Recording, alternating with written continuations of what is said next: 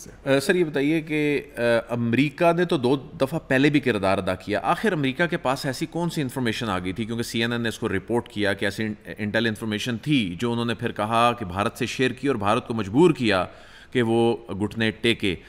کیا آپ سمجھتے ہیں کہ پاکستان کی قیادت جو ہے فیصلہ کر چکی تھی کہ اب جو ہے آخری حد تک جانا پڑے گا؟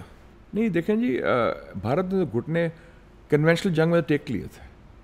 جب انہوں نے راؤنڈ 2 شروع کیا 7-8 مقامات پر، ہم نے جواب کہاں دیا 26 مقامات پر انکلوڈنگ ڈرونز اوور دہلی۔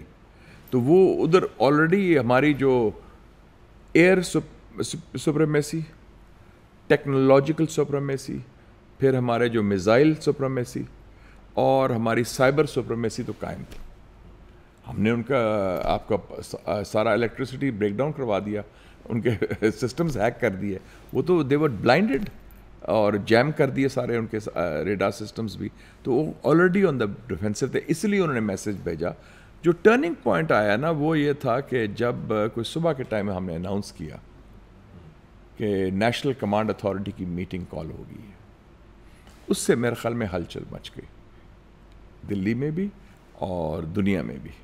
اور آپ کو یاد ہوگا کہ جب پلوامہ کے بعد بحران آیا تھا، انڈیا نے حملہ کیا تھا، اس وقت ایک کتاب لکھی ہے ابھی never give an inch, Pompeo جو ان کا نائب، جو ان کا وزیر خارجہ ہے امریکہ کا، اس نے کہا ہے کہ مجھے رات کو سشما سوراج کا فون آیا ہے جو وزیر خارجہ تھی 2019 میں، انہوں نے کہا کہ پاکستان نیوکلیر حملہ کرنے والا ہے۔ خدا نخواستہ، ہمارا سوال ہی پیدا نہیں ہوتا، نہ نیت ہے نہ ایسا ارادہ ہے، کیونکہ ہم ایک ذمہ دار نیوکلیر ریاست ہیں، لیکن ان کو خوف جو تھا تو وہ آپ دیکھ لیں کہ اس دفعہ بھی انہوں نے ایک دم پھر انہوں نے ایکٹ کیا۔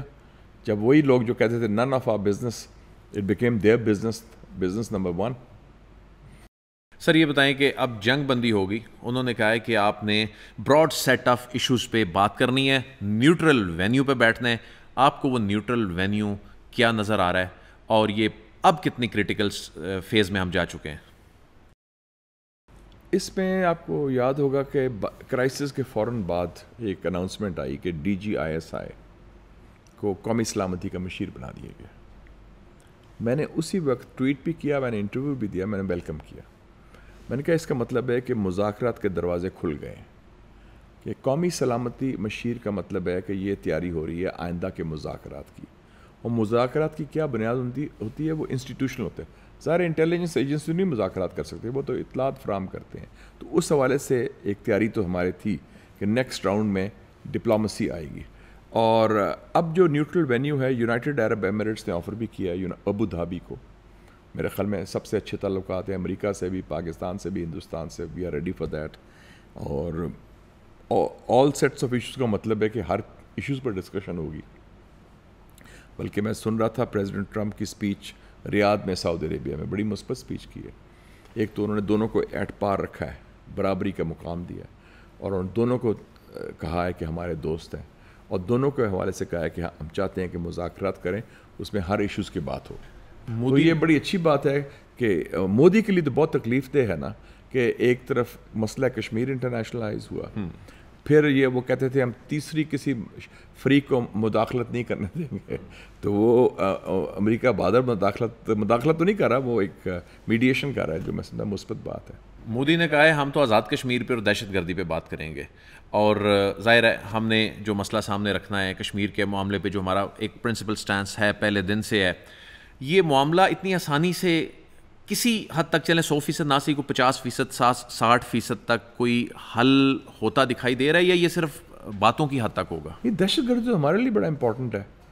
انڈیا کی ریاستی دہشت گردی ہو رہی ہے، according to the Guardian, according to the Washington Post, 4 سالوں میں 20 مرتبہ ہندوستان نے ریاستی دہشت گردی پاکستان کے خلاف کی ہے۔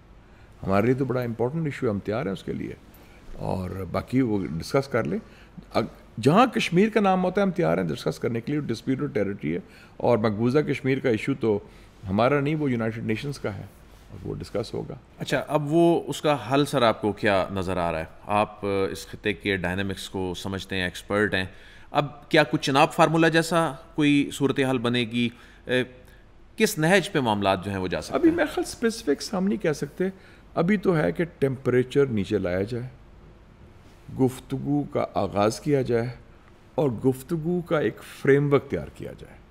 کیا فریم ورک ہے کہ جناب ایک تو military rules of the game ہوں کہ no violation of the ceasefire, اور اس کے لیے 2 DGMOs ہیں, ڈائریکٹر جنرلز ملٹری آپریشنز, دونوں طرف کی ان کی ہاٹ لائن ہے. جو نیشنل سیکورٹی ایڈوائزر طے کریں گے جو ایجنڈا کیا ہے.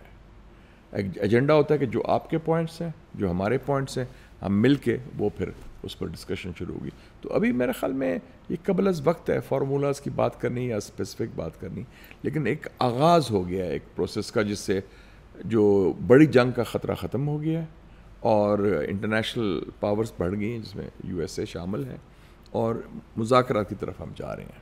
کیا صدر ٹرمپ میں یہ صلاحیت ہے کہ کشمیر کا مسئلہ حل کرا پائیں گے, یا انہوں نے صرف حالات کو نارمل کرنے کے لیے ابھی یہ صرف اسٹیٹمنٹ دی؟ میں حل کا مسئلے کا حل تو بڑا امپورٹنٹ ہوتا ہے, وہ ایک دم نہیں ہو سکتا میرے خیال میں, کیونکہ اس میں دونوں ممالک کی رضامندی آشیرواد شامل ہے. لیکن جو اس وقت مقصد ہے کشیدگی کم کرنا اور حالات جو سفارتی حالات ہیں ہمارے معمول پر لانا, کہ جو کم سے کم گفتگو کا آغاز ہو اور اس میں جنگ کا خطرہ بالکل ٹل جائے جو بڑی جنگ کا خطرہ تھا. اور اس حوالے سے میں سمجھتا ہوں کہ یہ فرسٹ سٹیپس ہوں گے. یس, یہ تو کلیئر ہے کہ یہ ایشو ہے, ایشو ختم نہیں ہوا کشمیر کا جو انڈیا مرضی کا ہے, کیونکہ وہ انٹرنل سچویشن بھی خراب ہے. جیسے فلسطین میں ایشو ایگزسٹ کرتا ہے, اسرائیل کی خواہش وہی جو ہندوستان کی خواہش ہے کہ وہ مسئلہ ختم کہیں گے مسئلہ ہے ہی نہیں, لیکن that doesn't figure because ground realities are different. سنتاس پہ کیا ہوگا؟ سنتاس تو انڈیا نے دھمکی دی تھی, اور میں سمجھتا ہوں کہ وہ دھمکی کو امپلیمنٹ کرنا بڑا مشکل ہوگا, کیونکہ وہ بین الاقوامی معاہدہ ہے. اور دوسری بات ہے کہ پانی بند کرنا ان میں ابھی صلاحیت بھی نہیں, ان کے پاس انفراسٹرکچر بھی نہیں, نہ کوئی ایسے ڈیمز ہیں جس کے تھرو کر سکتے ہیں. اور یاد رکھیں کہ پاکستان لوور ریپیرین ہے, ہندوستان کے اوپر کون سی طاقت ہے؟ چائنا. اور چائنا جو ہے وہاں سے شروع ہوتے ہیں دونوں ریورز, برہما پترا اور انڈس. تو یہ تو بڑی خطرناک گیم ہوگی, تو یہ ممکن نہیں ہوگا. اور اس حوالے سے ہمارے پاس بھی آپشنز ہیں, ان کے لیگل بھی ہیں, ڈپلومیٹک بھی ہیں, دوسرے آپشنز بھی. ہم نے تو اس کو اس وقت اعلان جنگ قرار دیا تھا کہ پانی بند کریں گے تو اعلان جنگ ہے پھر. جی, تو پانی بند کرنے کی بھی صلاحیت کیپیسٹی نہیں ہے, کیونکہ ان کے پاس ہیومن انفراسٹرکچر ہی کوئی نہیں. اور ویسے بھی پانی بند کرنا would be otherwise also illegal, وہ پاسبل نہیں ہے فی الحال.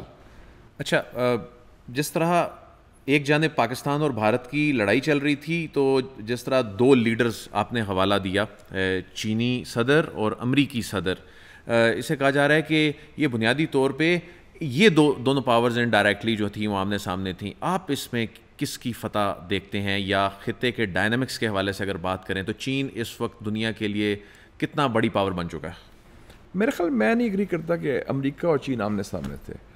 میں یہ ضرور کہوں گا مغربی ٹیکنالوجی ہندوستان استعمال کر رہا تھا اور چائنیز ٹیکنالوجی ہم استعمال کر رہے تھے. تو اگر پراکسی جنگ تھی تو 2 ٹیکنالوجیز کی تھی, جو چائنا کی ہمارے پاس اور ان کے پاس مغربی, اور اس کے علاوہ روسی ٹیکنالوجی بھی تھی ان کے پاس. تو دونوں مغربی ٹیکنالوجی بھی, روسی ٹیکنالوجی بھی چینی ٹیکنالوجی کے سامنے فیل ہوئی. اور یہ میں سمجھتا ہوں کہ چائنا کے لیے یہ اسٹریٹجک حوالے سے بہت اہم ہے.